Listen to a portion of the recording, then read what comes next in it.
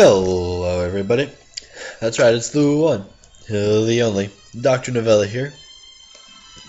Here we are with the second video series that I said I was going to start, along with Eldritch.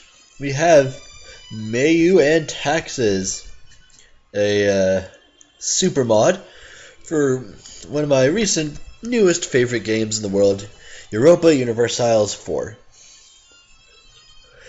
So yeah, here we are. This doesn't really count. This is for the basic game. This doesn't really apply to this. We're just single player. As you can see, this is a strategy game.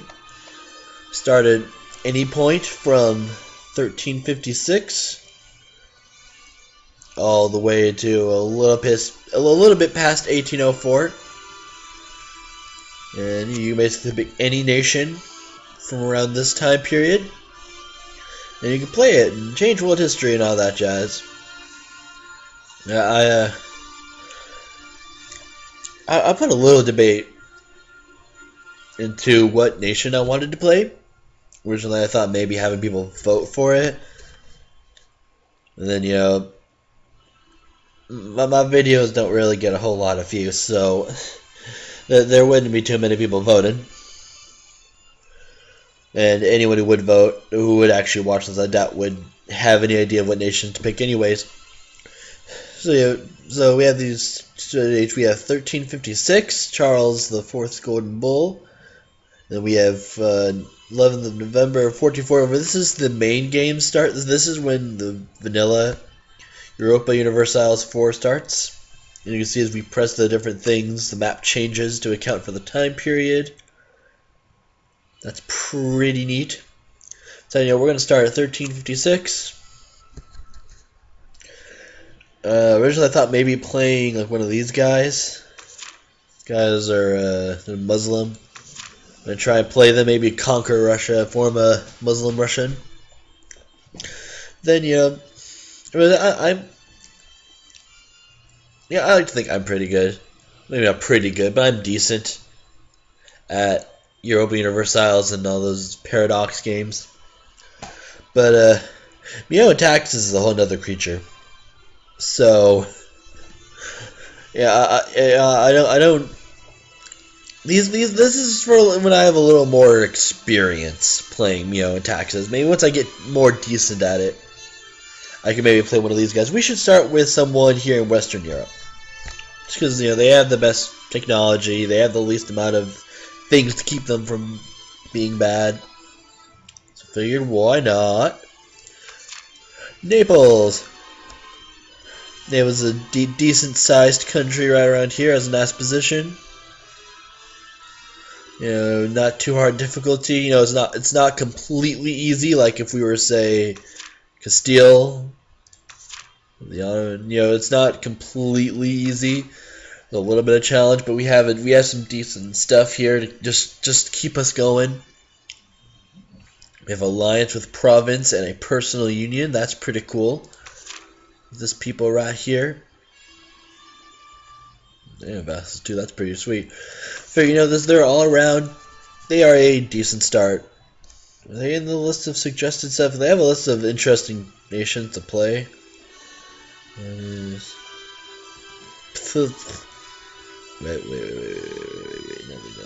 No, it doesn't have it on here, whatever. Wait.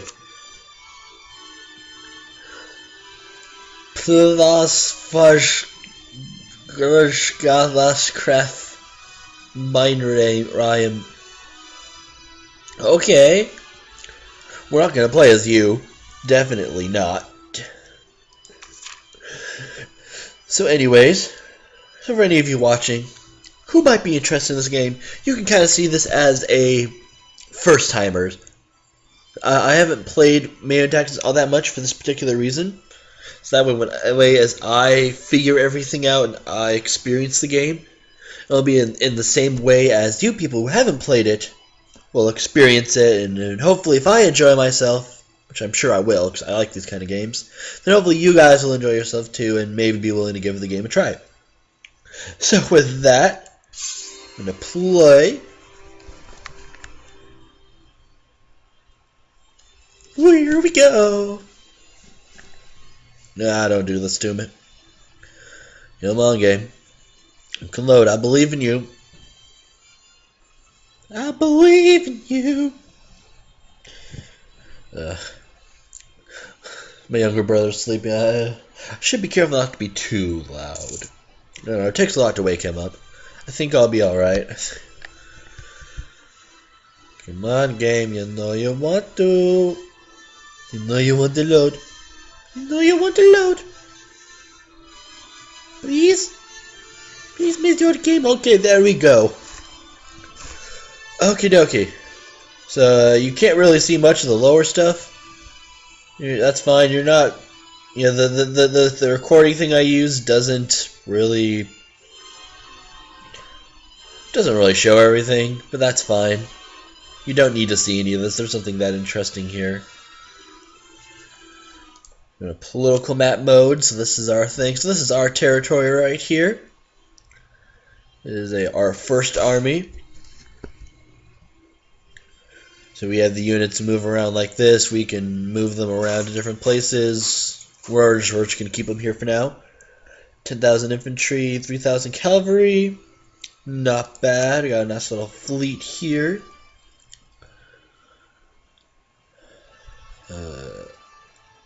We have some diplomats.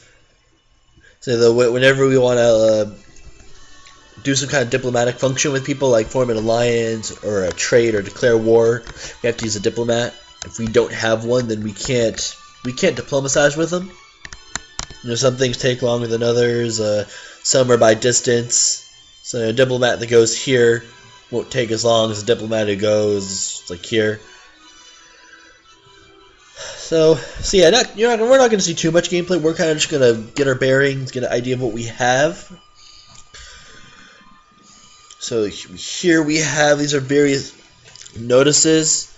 You can hire a free military leader. A free leader won't cost any monthly. I'll get to that in just a bit, but we can hire a general. We get a general of our king. I don't want to do that. Our hair. I don't want to do that. I do want to get a general though. Creating a general. So we got a really basic guy here. Fedrino Malpazina. So he doesn't cost us any upkeep, but he did use some of our military power. If any of you have ever played EU3, let me go in here, pick him. So now they have an army general. Have any of you ever played EU3 and has not played EU4? What is this production? Oh right, yeah, that's just that gives us a list of stuff. The big thing, the big change we have here is our power system. We have administrative power, diplomatic power, and military power. So like any of these things we want to do, but pretty much almost anything we want to do uses one of these three powers. So it's important that we collect as much of this as possible. We get a base of 6 for each one. A base value is 3, but thanks to our queen, I can already assure you right now, I'm going to botch most of these names. just a warning. Observant nature and involved with faith not particularly defiled, but we experience religious offense from time to time. I think this is new for MEIOU and Taxes. I think it's new for that. I haven't seen that before in some of the other games I've played. Here's our hair. Luis Diajon. He's basically the same person. That's not bad. The same dynasty as Albania, Hungary, and Ajol. Not bad.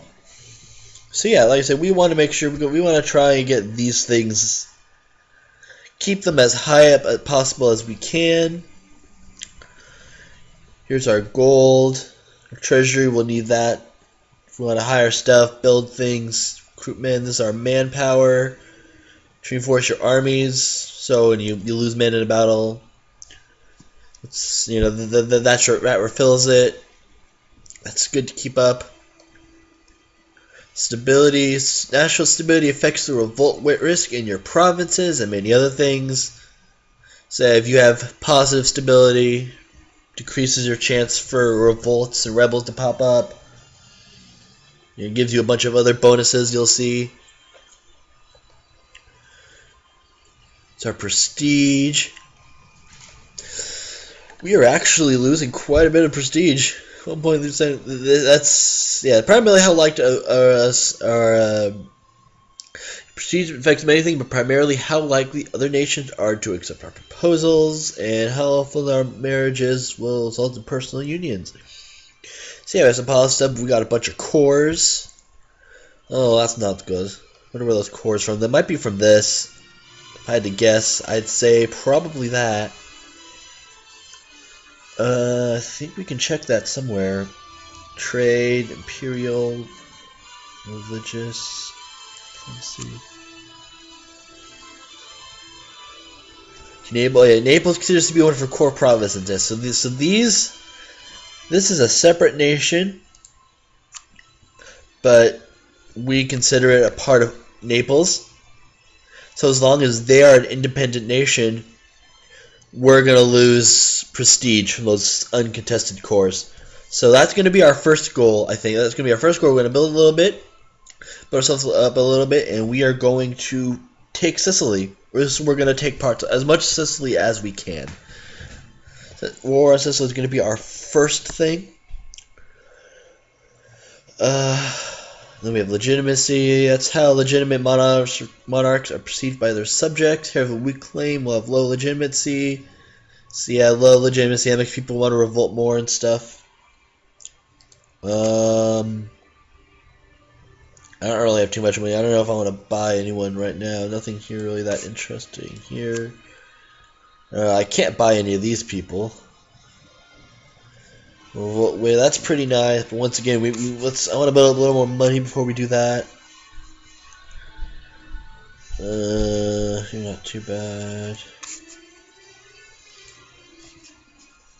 Diplomacy, economy.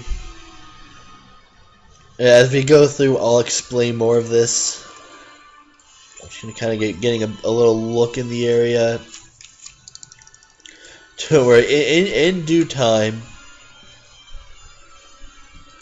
we will make sure everything is explained so no one is confused. So one last thing before this ends. We have missions and decisions.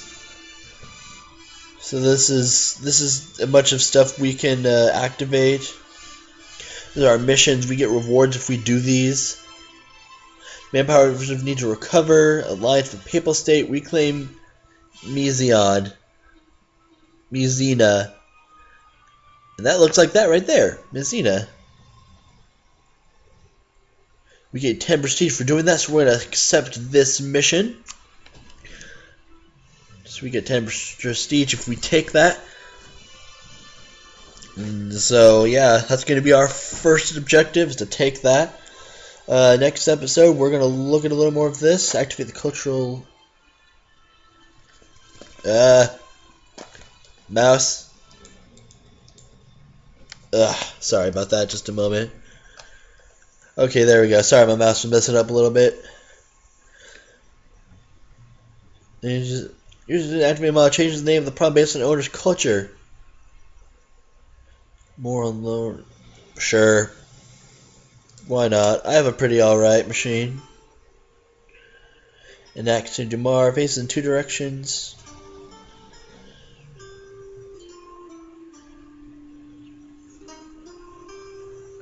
Oh. I like this. That works. Lose the no, I don't want to do that. Okay. So yeah, hopefully you guys like that. I know not too much happened, but yeah, that's kind of how this game is. So next time we're gonna do some last preparing stuff, and then we're going to unpause the game. See you next time.